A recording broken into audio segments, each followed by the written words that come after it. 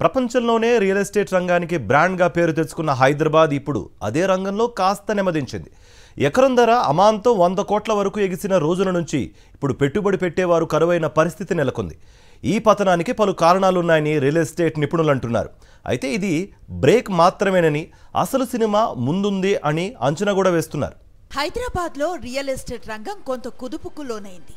కొనుగోలుదారులు లేకపోవడంతో అనేక వెంచర్లు ఖాళీగా దర్శనమిస్తున్నాయి. గతంలో వెంచర్ ప్రారంభానికి ముందే అడ్వాన్స్ బుకింగ్తో మొత్తం అమ్ముడుపోయేవని, ఇప్పుడు ఆ పరిస్థితి లేకపోగా నిర్మాణాలు కూడా పూర్తయిన ఫ్లాట్లను కొనుగోలు చేసేవారు కరువయ్యారని రియల్ ఎస్టేట్ రంగ నిపుణులు అంటున్నారు. ప్రజల్లో కొనుగోలు శక్తి తగ్గిందా, లేక హైడ్రా దెబ్బకు హడలెత్తి కొనుగోలు చేయటం లేదా అన్నది స్పష్టత లేదు. అయితే కొనుగోళ్లు లేకపోవడంతో కొందరు బిల్డర్లు బలవన్మరణానికి పాల్పడుతున్నారు. కొనుగోలుదారులను ఆకర్షించేందుకు నిర్మాణాలు పూర్తయిన కొన్ని ప్రముఖ సంస్థలు ఆఫర్లు ప్రకటిస్తున్నాయి. ఇంటీరియర్, మాడ్యులర్ కిచెన్ ఫ్రీగా ఇస్తామని చెప్తున్నాయి. మరికొన్ని నిర్మాణ సంస్థలు రిజిస్ట్రేషన్ ఫీజులో కూడా రాయితీ ప్రకటిస్తున్నాయి. అయినా ఫ్లాట్లు కొనేవారు కరువయ్యారు. గతంలో హైదరాబాద్ లో ఎన్ఆర్ఐలు ఎక్కువగా పెట్టుబడి పెట్టేవారు. అయితే ఇప్పుడు వారు కూడా హైడ్రాకు భయపడి హైదరాబాద్ లో ఫ్లాట్లు కొనుగోలు చేయటం మానేశారు. దీంతో హైదరాబాద్ లో ఇళ్ల అమ్మకాలు దాదాపు 22% వరకు పడిపోయాయి. గత 3 నెలల్లో కేవలం 16,000 ఇళ్లు మాత్రమే అమ్ముడుపోయాయని లెక్కలు చెప్తున్నాయి. ఒక్కేడాదిలో 5,000 యూనిట్ల ఇళ్ల అమ్మకాలు తగ్గాయని స్వయంగా క్రెడాయి సిఆర్ఈ మ్యాట్రిక్స్ నివేదిక వెల్లడించింది. New homes were launched by our friends over here, right? In 2024, they launched only 50,000. So which means the developers in Hyderabad took cognizance of so many launches. They saw the market complement to them. Right? What happens is when the, like the stock market, right? It's rising. So everybody wants to ride that bus, which is fine.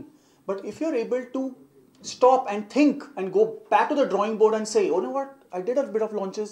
Let me see what's going on in the market and then I'll relaunch. I think that's a great compliment. So I think that's what happened in 2024. And what this led to?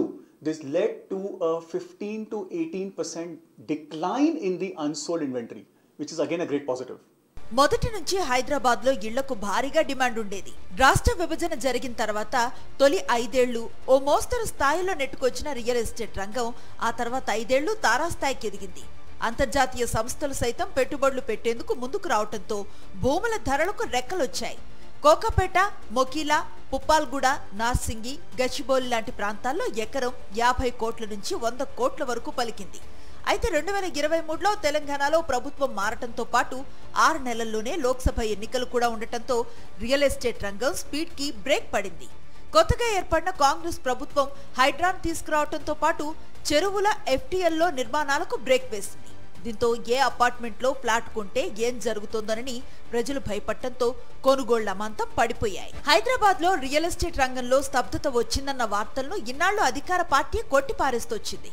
కానీ వాస్తవ పరిస్థితులు మాత్రం అలా లేవని, 2024లో ఇళ్ల అమ్మకాలు తగ్గుముఖం పట్టాయని real estate association సంస్థ క్రెడాయి హైదరాబాద్ చాప్టర్ ఓ నివేదికను విడుదల చేసింది. అయితే తగ్గుదల తాత్కాలికమేనని, మళ్లీ 2 ఏళ్లలో రియల్ రంగం వృద్ధి సాధిస్తుందని ఆశాభావం వ్యక్తం చేసింది. క్రెడాయి నివేదిక ప్రకారం హైదరాబాద్ లో 2023లో 78,097 ఫ్లాట్ల అమ్మకాలు జరిగితే 2024లో కేవలం 65,177 ఫ్లాట్లు మాత్రమే అమ్ముడయ్యాయి. గ్రేటర్ హైదరాబాద్ పరిధిలో ఉపాధి అవకాశాలు పెరుగుతున్న నేపథ్యంలో ఇక్కడికి వచ్చేవారి సంఖ్య ఏటా పెరుగుతూ వస్తోంది. ఫలితంగా నిర్మాణ రంగానికి నిత్యం డిమాండ్ ఉంటోంది. 2023 సంవత్సరంలో 1,20,000 కోట్ల రూపాయల విలువైన ఇళ్ల రిజిస్ట్రేషన్లు జరగ్గా 2024లో 1,13,000 కోట్ల విలువైన రిజిస్ట్రేషన్స్ జరిగాయి. 2023తో పోలిస్తే 2024లో దాదాపు 20% తగ్గుదల ఉన్నట్లుగా నివేదికలు చెబుతున్నాయి. గతంలో తమ ఊళ్లలో వ్యవసాయ భూములు విక్రయించైనా హైదరాబాద్ లో ఒక ఫ్లాట్ కొనాలనుకునేవారు. ఇప్పుడు ఏ ఫ్లాట్ కొంటే హైడ్రా రూపంలో ఏ ప్రమాదం ముంచుకొస్తోందని ఆందోళన చెందుతున్నారు.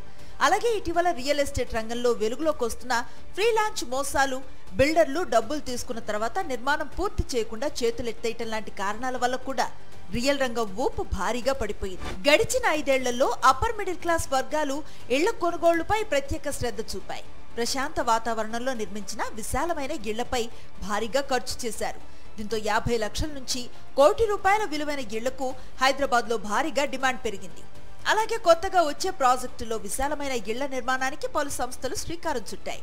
కొన్నాళ్ల క్రితం డబుల్ బెడ్రూమ్ ఇళ్లకు డిమాండ్ ఉంటే ఇప్పుడు అది 3-4 BHK ఫ్లాట్లుగా మారింది. ఫలితంగా నిర్మాణ సంస్థలు సిటీలో ప్రైమ్ ఏరియాల్లో ఖరీదైన ధరల్లో సైతం స్థలాలు తీసుకుని 2000 SFTలో అపార్ట్మెంట్ల నిర్మాణాన్ని చేపట్టాయి.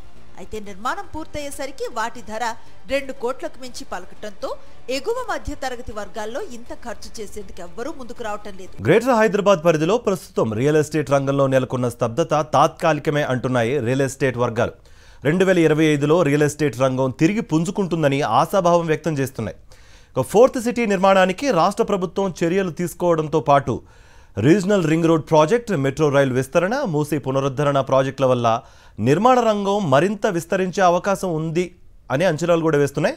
అంతా అనుకున్నట్లు జరిగితే మరో ఏడాదిలో రియల్ ఎస్టేట్ రంగానికి పూర్వ వైభవం ఖాయమని అంటున్నాయి నిపుణులు. అయితే మార్కెట్ ఢీలా పట్టం తాత్కాలికమేనని 2 ఏళ్లలో తిరిగి భారీగా పుంజుకుంటుందని మార్కెట్ వర్గాలు అంచనా వేస్తున్నాయి. దీనికి తగ్గట్లుగా హైదరాబాద్ నిర్మాణ రంగం 2025పై భారీ ఆశలు పెట్టుకుంది.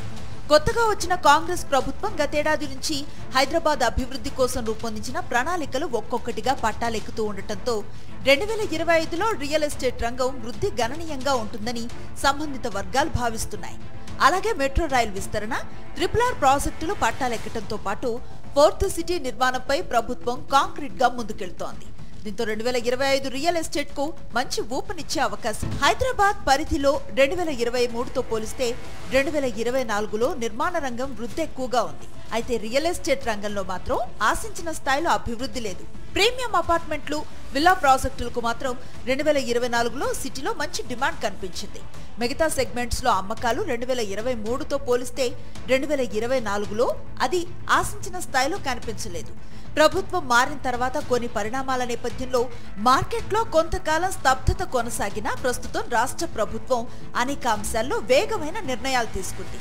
మౌలిక వస్తువుల కల్పనపై ప్రత్యేక శ్రద్ధ పెట్టడం వంటి అంశాల కారణంగా రియల్ ఎస్టేట్ రంగం అభివృద్ధి 2025లో భారీగా ఉంటుందని మార్కెట్ వర్గాలు భావిస్తున్నాయి.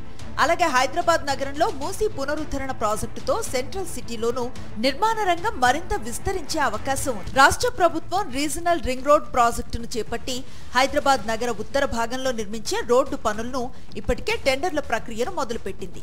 అంతేకాకుండా ఫోర్త్ సిటీ పేరుతో నిర్మించతలపెట్టిన మరో నగర పరిసరాల్లో సైతం నిర్మాణ రంగం భారీగా అభివృద్ధి చెందే అవకాశం ఉంటుందంటున్నారు మార్కెట్ వర్గాలు. రోజు రోజుకు అభివృద్ధి చెందుతున్న హైదరాబాద్ నగరం ఫోర్త్ సిటీతో మరింత డెవలప్ అవుతుందని ప్రభుత్వ వర్గాలు భావిస్తున్నాయి.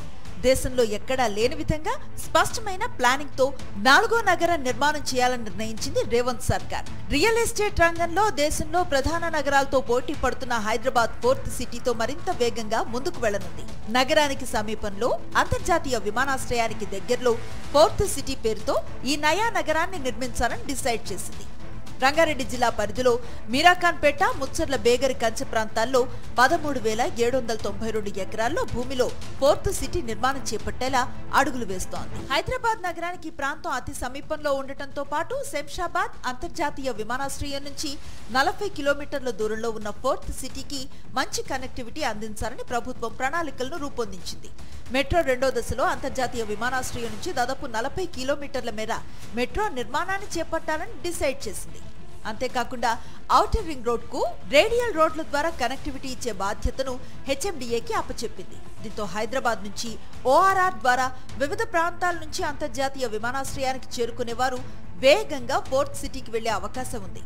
అలాగే రాజేంద్రనగర్ లో సుమారు 100 ఎకరాల్లో ప్రభుత్వం నిర్మించ తలపెట్టిన కొత్త హైకోర్టు భవనం నుంచి ఫోర్త్ సిటీకి మెట్రో కనెక్టివిటీ కూడా అందించే అవకాశం ఉంది. హైదరాబాద్ రియల్ ఎస్టేట్ గురించి కూడా మనం అందరం కూడా చూస్తున్నాము. నెగిటివిటీ అనేది అనుకుంటాము. Why I'm telling all this is ఎప్పుడు పొటెన్షియల్ ఏంటనేది హైదరాబాద్లో ఎలా ఉంది అనేది మనకు తెలిసినప్పుడు దాన్ని కాపాడుకొని ఆ రియలిస్టిక్గా దాన్ని ప్రొజెక్ట్ చేసినప్పుడే ఒక బయర్ సెంటిమెంట్ పెరుగుతుంది. ముఖ్యంగా చెప్పాలని అనుకుంటే ఆఫీస్ స్పేస్ అబ్జార్ప్షన్ లోపల వీఆర్ హైయెస్ట్ నౌ, మంచిగా 12.3 మిలియన్ స్క్వేర్ ఫీట్ అబ్జార్ప్షన్ అయినప్పుడు. So you can see the figure when multinational companies are coming and investing. So ఎందుకు అనేది ఇక్కడ వాళ్ళు లాంగ్ టర్మ్ ఆలోచనలు ఉంటాయి, ఒక 5 years అడ్వాన్స్ ప్లానింగ్లో ఉంటారు. సో పొటెన్షియల్ అనేది ఈ ఒక్కరోజు మార్కెట్ స్థితిగతులని కాదు, లాంగ్ టర్మ్ లోపల ఎలా ఉంటుందనేది చూసి చేస్తారు. కాబట్టి దట్ ఇస్ ద ఇండికేషన్ అనమాట. సో అదే కాకుండా మళ్ళీ మేజర్గా మనకి ఏంటంటే రెసిడెన్షియల్ మార్కెట్ ఎలా ఉందనేది ఓవరాల్గా లాంచెస్ అనేది చూసుకున్నప్పుడు కొంత తక్కువ కనబడ్డా కూడా జనరిక్ ఫిగర్ చెప్తాను my observation across the city. But దాంట్లో మేజర్గా చూసినప్పుడు ఒక లగ్జరీ ప్రీమియం సెగ్మెంట్ అనేది ఎంత బాగుంది అనేది మీకు తెలియదు కాదు. ఫోర్త్ సిటీ ప్రాంతంలో పచ్చదనం, విశాలమైన రోడ్లు, మంచి వాతావరణం, ప్రణాళికాబద్ధమైన నివాసం, వాణిజ్య ప్రాంతాలతో పాటు ఐటీ కంపెనీలు, బహుళజాతి సంస్థలు వస్తే అక్కడ నిర్మాణ రంగానికి విపరీతమైన డిమాండ్ ఉంటుందని ఆ పరిశ్రమ వర్గాలు చెబుతున్నాయి. కాలుష్యానికి దూరంగా నెట్ జీరో సిటీగా ఉంటే అక్కడ నివాసం ఏర్పరచుకునేందుకు ప్రతి ఒక్కరూ ఆసక్తి చూపుతారని, దాంతో అక్కడ చాలా ఎక్కువగా నిర్మాణాలు జరిగే అవకాశం ఉందని రియల్ ఎస్టేట్ రంగ నిపుణులు చెబుతున్నారు. ప్రణాళికాబద్ధంగా నిర్మించే సిటీ కావడంతో రాబోయే 50 ఏళ్లకు సరిపడా మౌలిక వస్తువుల ఏర్పాటుపై ప్రభుత్వం ఫోకస్ చేసినట్లుగా తెలుస్తోంది. రంగారెడ్డి జిల్లా మీర్ఖాన్పేట, బేగరి కంచె, ముచ్చర్ల ప్రాంతాల్లో నిర్మించ తలపెట్టిన ఈ ఫోర్త్ సిటీ కోసం ప్రాజెక్టు నివేదికను అధికారులు సిద్ధం చేశారు. మరికొద్ది రోజుల్లో డిపిఆర్ కు ప్రభుత్వం నుంచి ఆమోద ముద్ర పడనుంది. ఇలాంటి అభివృద్ధి కార్యక్రమాలన్నీ అనుకున్నట్లుగా పట్టాలెక్కితే మరో ఏడాదిలో మళ్లీ హైదరాబాద్ రియల్ రంగం దూసుకుపోతుందని మార్కెట్ వర్గాలు ఆశాభావం వ్యక్తం చేస్తున్నాయి. మాకు ఇండస్ట్రీ లోపల ఇంకొంచెం దీనికి ముందుకు వెళ్ళాలంటే ఇన్సెంటివ్స్ అనేది కొన్ని కావాలని, ఆ ఇన్సెంటివ్స్ అనే అడిగే దిశ లోపల మేము కూడా తనకి కాన్సెంట్ తీసుకున్న తర్వాతనే ముందుకు పోదామని ఒకటి అడిగినాం. ఒకటి ఏంటంటే మనకి ఈరోజు హైదరాబాద్ లోపల permission fee when compare to any city దాదాపుగా డబుల్ కంటే ఆల్మోస్ట్ ట్వైస్ ఉందన్నమాట. సో అటువంటి ఉన్నప్పుడు కూడా మేము తక్కువ చేయమని అడగల. ఇప్పుడు ఉన్న పరిస్థితి లోపల కూడా తక్కువ చేయమని అనలేదు. చేయకుండా పర్మిషన్ ఫీ ఇన్స్టాల్మెంట్స్ ఇస్తే బాగుంటుంది. ఒక కొత్తగా లాస్ట్ టైం మనకు కూడా తెలుసు పాండమిక్ టైం లోపల కూడా ఒక 2 yearsకి 4 ఇన్స్టాల్మెంట్స్ అని ఇచ్చినప్పుడు అక్రాస్ కంట్రీలో 40% of the new launches are from Hyderabad. ఆ దిశ లోపల ఇది కూడా కొత్తగా గవర్నమెంట్ ఫామ్ అయినప్పుడు మీరు మాకిచ్చే చిన్న వరం లాంటిది అవుతుంది అని అన్నప్పుడు ముఖ్యమంత్రి గారు సానుకూలంగా ఉన్నారు. స్టాంప్ డ్యూటీ, రిజిస్ట్రేషన్ ఫీజుల విషయంలో రియల్ ఎస్టేట్ వ్యాపారులు పలు సందర్భాల్లో ప్రభుత్వం ముందు తమ విజ్ఞప్తులు ఉంచారు. ట్యాక్స్ చెల్లింపుల్లో రాయితీలు కల్పించడం, మహిళలు, సీనియర్ సిటిజన్ల పేరుతో ఆస్తులు కొనుగోలు చేసినప్పుడు తగ్గింపులు ఇవ్వటం ద్వారా నిర్మాణ రంగానికి చేయూతనిచ్చే అవకాశం ఉందని వారు ప్రభుత్వానికి సూచిస్తున్నారు.